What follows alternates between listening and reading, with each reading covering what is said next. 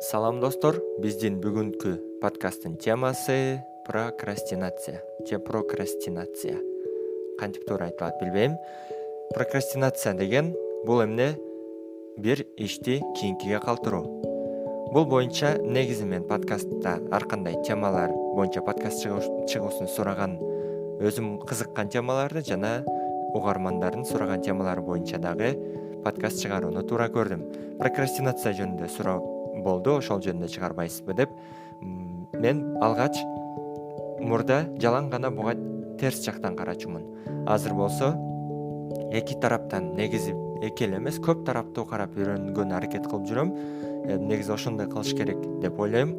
Анан прокрастинациянын бизге зыяны, аны кантип жеңүү жана ошол эле учурда прокрастинациянын кандай пайдасы бар деген дагы бир тарабын карап көрөлү бүгүнкү подкасттан. Мен интернеттен карап туруп эле прокрастинация боюнча бир канча сайттарды карадым. Негизи мындай кызыктуу маалымат издеп көрдүм. Анчалык деле кызыктуу, жаңы мен билбеген маалымат чыккан жок. Прокрастинациянын өзү айтып өткөндөй эле бул эмне? Бир ишти кийинкиге калтыруу. Бир ишти анан кылам деп өткөрү берүү. Бул негизи прокрастинациянын эмнеси бар? Кандай зыянчылыгы бар? Мунун зыяндуулугу албетте биз эгер экзамен же окууда окуп аткан болсок, тесттерибиз болсо, алардан өтпөй калганы чоң мүмкүн, чоң өбөлгө түзүп берет, бизге себепчи болот. Анткени биз кийинкиге калтырып жүрөбүз. Же болбосо паника, anxiety деп коет экен. Бул болсо мындай адамдын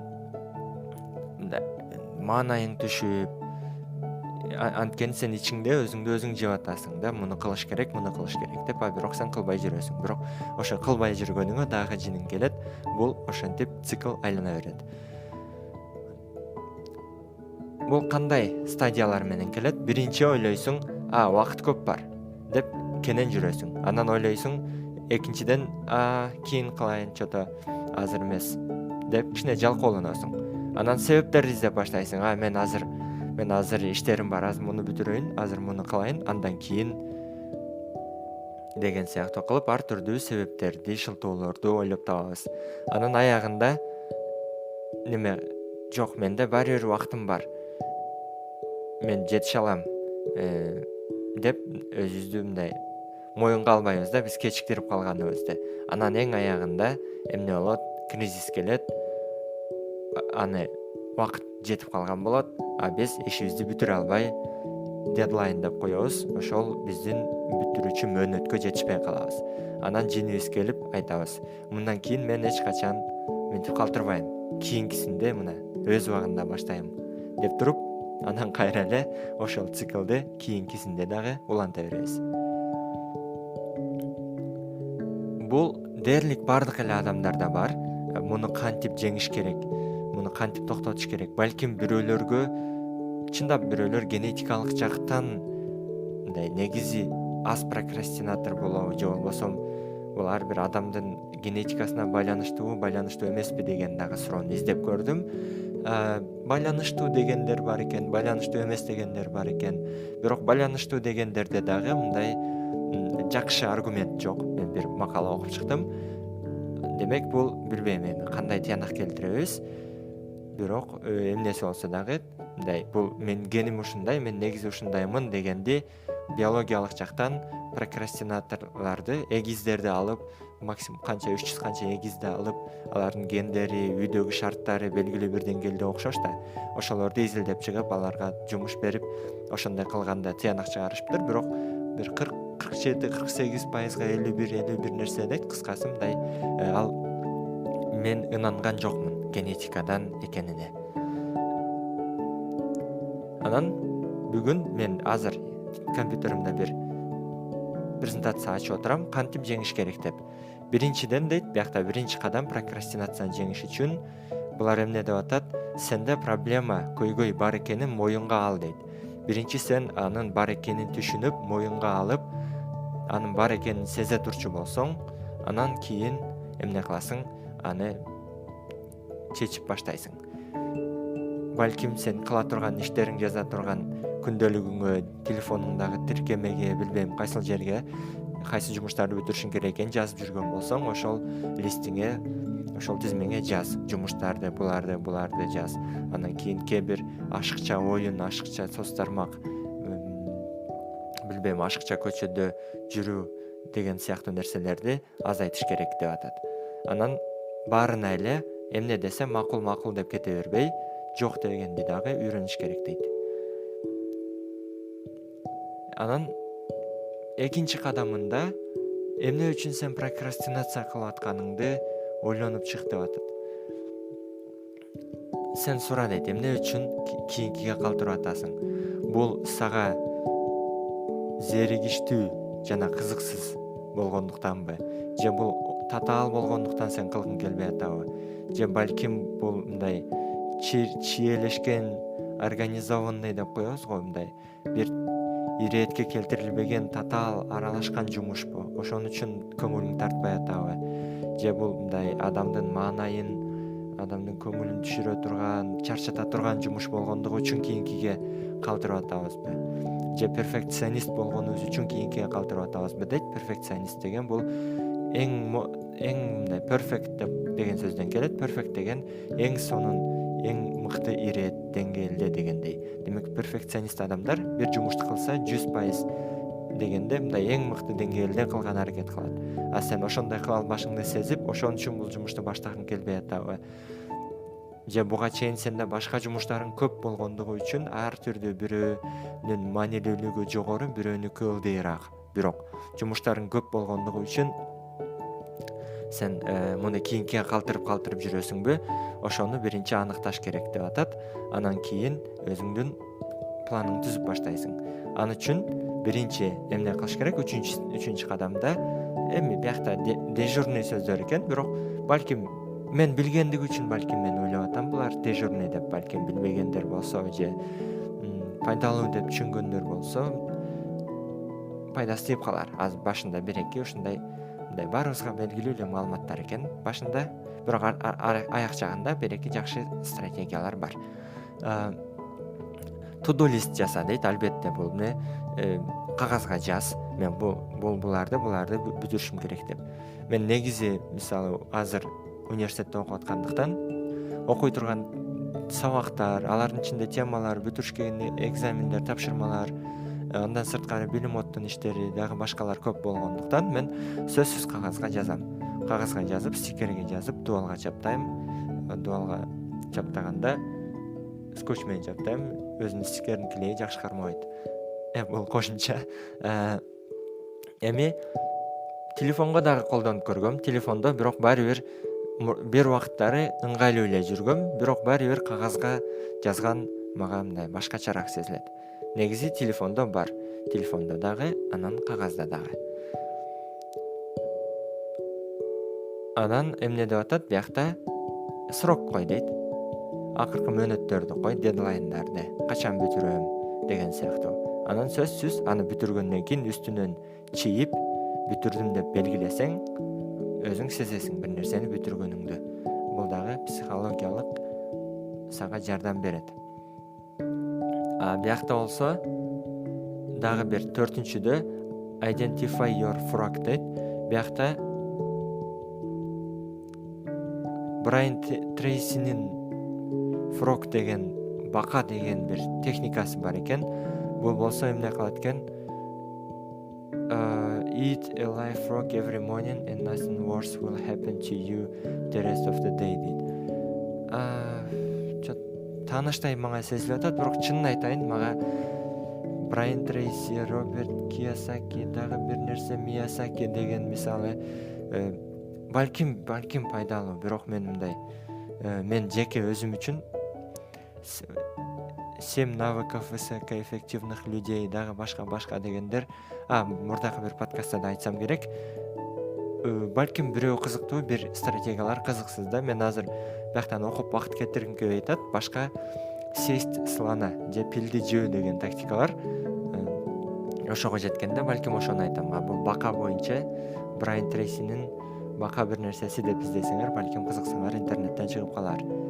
Анан албетте жумушту аткарганда майда кадамдарга бөлүш керек дейт. Бул дагы эле баарыбызга белгилүү болсо керек деп ойлойм. Мисалы мен экзаменге 10 теманы бүтүрүшүм керек деп жазып койбостон кагазга. Мисалы мына мен азыр эле карап турам стикеримде. Кайсы темаларды бүтүрүшүм керек экен? 1-2-3 теманы бүтүрүшүм керек экен. Мен жөн эле 1 деп жазбай эмне кылдым? 1.1, 1.2, 1.3, 1.4, 1.5, 1.6, 1.7, 2.1, 2.2 деп анан ар бирин жазып, анан ар бирин бүткөндө чийип, анан ар бирине болжолдуу түрдө канча саат, канча мүнөт убакыт кеткенин жазып турам. Бул эмне өзүңдү өзүңдү сырттан караганы жардам берет. Балким сен бүгүн сабак кылбадым деп ойлойсуң, же бир иш кылбадым деп ойлойсуң, бирок чындыгында кылган болушуң мүмкүн. Сага сезилген башка, анан факт башка. Ошондуктан жазып койсоң, жазылып турат, сен билесиң. Бүгүн мынча кылыпмын деп. Сен кандай сезип атканың сени алдап коюшу мүмкүн.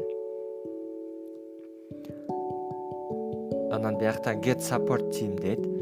Дагы бир досторуң, туугандарың, үй бүлөң сага эмне эң маанилүү иштерди эскертип турса, сени жолдон чыгарбай дегенде, сен кылышың керек болгон иштерди сени ошолордон алаксытпай туруп сага жардам берип атса, ошондой чөйрө сага пайдалуу дейт. Негизи бул деле түшүнүктүү, бирок мисалы бир сөз бар го. Сен 5 досторуңду айт, мен сенин ким экениңди айтып берем деген сыяктуу бир нерселер бар. Эми мен бул жактан бир нерсеге каршымын. Досторду атайы ошондой бир максатта тандаганы, же балким туурадыр, балким туура эместир, билбейм. Бирок бул дос тандоо деген темалар бир аз башкачадай сезилет мага. Бул табигый жол менен келе турчу сезилет. Бирок балким чындап сенин айлана чөйрөң, досторуң таптакыр сенин көз карашыңа туура келбей аткан болсо, анда сен алар менен кантип дос болуп жүрөсүң деген сөз бар.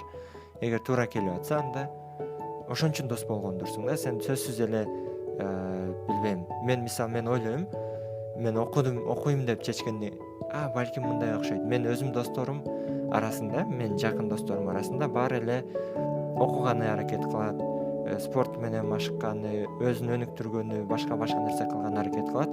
Ошон үчүн балким мен мындай билбестирмин да, баркынчы өнүккөнү аракет кылган достордун баркын. Билбейм. Бирок ошол айлана чөйрө дагы сага жардам берип турса маанилүү дейт. Анан башта дейт, албетте, ойлонуп отура бербей, жүрө бербей, get started, башта take action, эмне аракет кыл, ойчул, ойлонгуча тоо келчил, тоо ашыптыр, же кыр ашыптыр деген сыяктуу ишти башташ керек. Анан reward yourself дейт. Эмне өзүңө бир ишти бүтүргөндө белек бер дейт.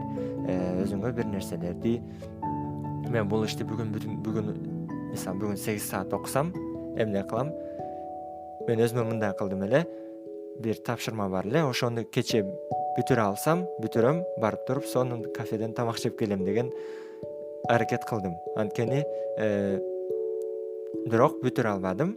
Анткени мен билчүм бүтүрө албашымды, бирок бүтүрсөм бармакмын.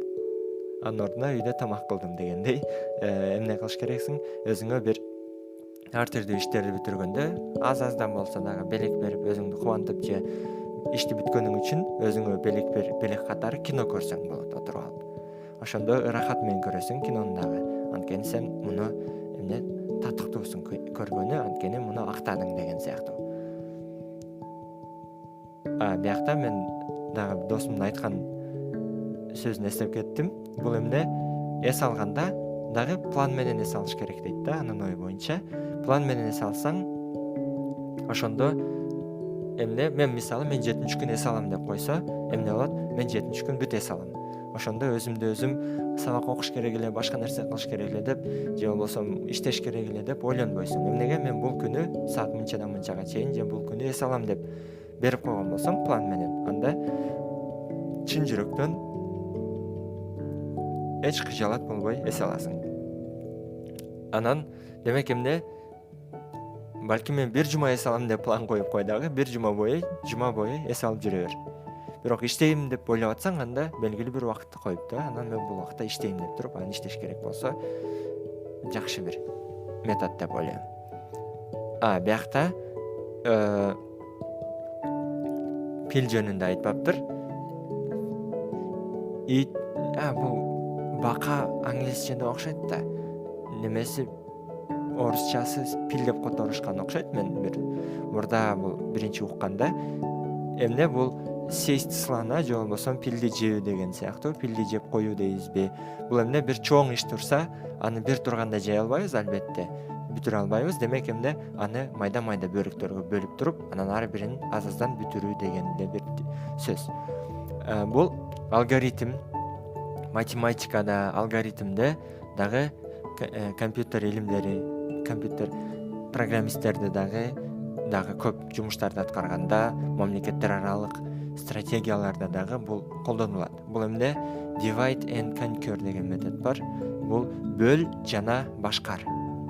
Бөл жана башкар. Мисалы, көпчүлүк колониялык саясатты жүргүзгөн мурдакы мамлекеттер эмне кылчу? Башка мамлекетти басып алганда, ага барып дароо согуш жарыяласаң, алар биригип сени менен согушат. Андан көрө аларды жеңиш үчүн эмне кылыш керек? Алардын ичинде чыр чыгарып, бири-бири бөлүп, бири-биринин ичинде уруш болуп, анан аз-аздан сага кошулат бирөөлөрү, сен аз-аздан жеңип баштайсың деген сыяктуу эмне бир чоң нерсени майда бөлүкчөлөргө бөлүп туруп, анан кийин аны ага чабуул жасаш керек дегендей. Математикалык суроолорду дагы, ошол алгоритмдерди дагы бул чоң мындай методдордун бирөө. Эмне кылат? Программисттер ошондой программаларды жазганда көптөгөн адамдардын даталары менен, көптөгөн адамдардын маалыматтары менен, гигабайт, терабайт деген маалыматтар менен иштегенде эмне баарын бир убакытта компьютер деле аткара албайт. Ошондуктан эмне кылыш керек болот? Аны бөлүп, ар бир бөлүгүн өз-өзүнчө компьютер процессору, мунун ичи, компьютердин мээси дегендей ар бирин бөлүп аткарып, анан жалпы ишти бүтүрөт. Эми прокрастинациянын бир TED Talks деген TED немелери бар, лекциялары бар интернетте, орусчасы дагы бар. TED на русском деп жазсаңар, TED чыгат. Прокрастинациянын албетте ар түрдүү зыяндуулуктары эң көп, бирок мунун дагы бир пайдасын мындай айтты. Көпчүлүк учурда кээде адамдын мээси эмнеге прокрастинация кылат дейт. Кээде бир ишти кылганда кылайын дейсиң, бул көпчүлүк учурда бир нерсе жасай турган иш боло турчу болсо, мындай чыгармачыл дейлиби же кичине ойлонушту керек, ойлонууну талап кылган иш болсо. Мисалы, сен эгиниңди күз келди жыйышың керек. Биякта сен ойлонуп албайсың да, сен ойлонуп жүрсөң жамгыр жаап, эгиниң чилип, башка нерсе болуп бүтүшү мүмкүн. Сен башка мындай кээ бир иштер бар. Аны кийинкиге калтырып, ошол калтырып жүргөндө мээң эмне кылат дейт? Ар түрдүү методдорду ойлонот дейт. Мынтип кылсам деп идеялар толуп келет дагы. Анан аягында кылып атканда эмне болосуң дейт? Идеяң биригип калгандыктан сен ал ишти дагы эффективдүү, дагы креативдүү жол менен кыла аласың дейт. Дагы бирөөсү ал деле TED Talk'та ошентип айтты. Ойлонуп жүрдүм, калтырдым, анан бир күн калганда жаздым, бирок аягында эмне дейт? Ишим мен чынын айтканда мындай бүт жаман болду дейт да. Андай кылбагыла дейт. Кыскасын айтканда, бул эмне сөзсүз эле калтырып койсоң сага идея келип күчөп кетесиң деген нерсе жок, бирок балким ошол дагы себеп болушу мүмкүн.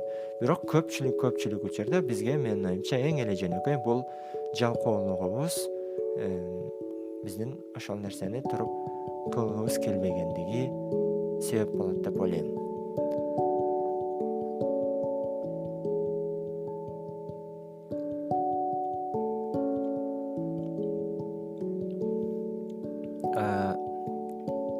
Эми эмне үчүн ошол дегенде, бул жаңы нерселерди макул бир ишти кийинкиге калтыруу дагы башка, жаңы жумуш аткаруу, жаңы иш аткаруу бул дагы бир аз башка нерсе. Бирок ошол жөнүндө кичине айта турчу болсом, адам, мен азыр өзүм студент болуп жүргөндүктөн эмне болуп атат, бүт ошол жаңы нерсе үйрөнүү боюнча айтып атам да, адам жаңы маалымат үйрөнүш үчүн нерв клеткаларында, анын мээсинде жаңы байланыштар түзүлүш керек. Мисалы, ацетилен деген газ бар, С2H2. Бул газдын оңой күйө турган газ. Анан бул сварка дейбиз го, ошол сварка ширеткенде колдонот, дары жасагандарда колдонот. Бул жөнөкөй газ болгондуктан мунун көп татаал заттарды, татаал бирикмелерди жасаса болот. Бул мындай эң майда кирпич сыяктуу. Бул силерге бир жаңы маалымат болду. Муну үйрөнүп, балким бирөөлөргөчү, муну үйрөнүп эстеп калыш үчүн мээ эмне кылыш керек? Эстеп калыш керек да, эстеп калыш үчүн ал иштеш керек. Кантип иштейт? Мээде бир байланыш түзүш керек. Бир нерсени, мисалы, биз эмне бир маалыматты жаттап калыш үчүн дептерге жазышыбыз керек, балким. Көп нерсе болсо, жазып койсок, кийин келип карай алабыз. Бирок жазыш үчүн бизге энергия кетет. Жалкоолонобуз, колубузду алып жазыш керек. Ошол сыяктуу мээ дагы бир нерсени үйрөнүш үчүн, эстеп калыш үчүн жаңы мээдеги клеткалардын ортосунда байланыш түзүш керек. Нейрондук клеткалардын арасында байланыш түзүш керек. Анан мээ ошон үчүн жаңы нерсе үйрөнгөнү зеригет, үйрөнгүсү келбейт. Анткени жаңы нерсе, жаңы байланыштарды куруп отургусу келбейт. Бул иш талап кылынат. Ошондуктан биз көпчүлүк учурда жаңы байланыштар түзгөндөн, жаңы нерсе үйрөнгөндөн коркобуз, же кылгыбыз келбейт. Анан жаш өткөн сайын бул дээрлик көптөн бери угуп келем, бул маалымат тастыкталган эле сыяктуу окшойт. Эмне Альцгеймер деген сыяктуу оорулар бар, дагы башкалар бар. Колдонулбаган мээнин клеткалары эмне болот? Булар колдонулбады да, колдонбогондон кийин булар кайра тарап жөөлүп кетет. Дегенде мындай активдүү болбой калат. Демек биз көп нерсе үйрөнгөн сайын ошол бош турган клеткалардын арасында байланыштарды түзүп, маалымат сактап койсок, бул кийин дагы иштеп аткандыктан бул колдонулат. А эгер биз көпчүлүк нерсебизди колдонбосок, мээбиз бош болсо, бул канчалык бош болгон сайын керек эмес экен деп туруп, бул тескерисинче колдонулбай калат. Ошон үчүн мен мисалы кээде мынтип ойлоном да, бир нерсени жалкоолонуп кылгым келбей же үйрөнгөндөн зеригип атсам, мен билем да, мен мээм зеригип атат, жаңы байланыш түзгүсү келбей атат депчи. Жок, ошон үчүн мен кылам дейм. Жалкоолонуп жатасың. Мисалы азыр эле подкаст жаздырганга чейин 3 саат, 4 саат жаттым. Эмне үчүн? Подкасттан мурда да Билмоттун видео лекцияларын жазайын дедим эле. Тапшырмаларды андан кийин кылайын деп баштадым. Отуруп, мен микрофондордо проблема чыгып, 1 саат, 1,5 саат убактымды алды. Дагы бир-эки нерсе шаймандарын сатып алган элем. Аларды койсом дагы менде мыкты, жакшы микрофон бар.